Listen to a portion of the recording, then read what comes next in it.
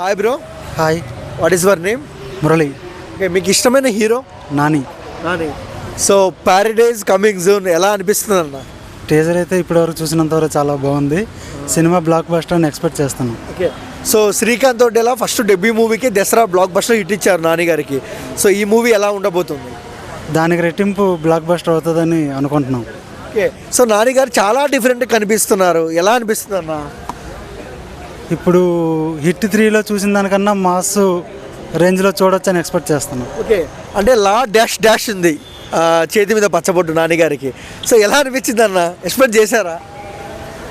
అంత బోల్డ్గా ఎక్స్పెక్ట్ చేయలేదు, బట్ డిఫరెంట్గా ఉంది కాబట్టి చూడొచ్చు, ఎక్స్పెక్ట్ చేసుకోవచ్చు. అంటే ఇంతవరకు క్లాస్గానే చూసాము, ఇప్పుడు మాస్ కూడా కాదు, వైల్డ్ మాస్లా ఉన్నాడు, ఎలా అనిపిస్తుంది అన్న?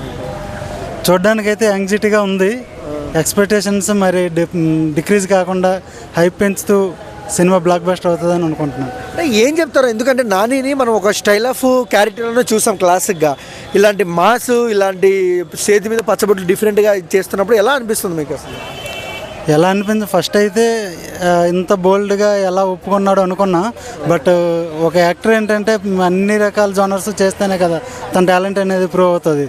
సో ఇలాంటి జోనర్ కూడా యాక్సెప్ట్ చేస్తాం. అంటే మాస్ యాక్టర్గా నాని నిలబడే సత్తా ఉందా నానికి? షూర్ అన్న, న్యాచురల్ స్టార్ నాని ఎప్పుడు కూడా ఒక రేంజ్లో ఉంటాడు. ఓకే, ఒక కైండ్ ఆఫ్ హిట్స్ పడుతున్నాయి నానికి. సో నెక్స్ట్ లెవెల్ హిట్ ఎప్పుడు పడుతుంది అనుకుంటున్నారు?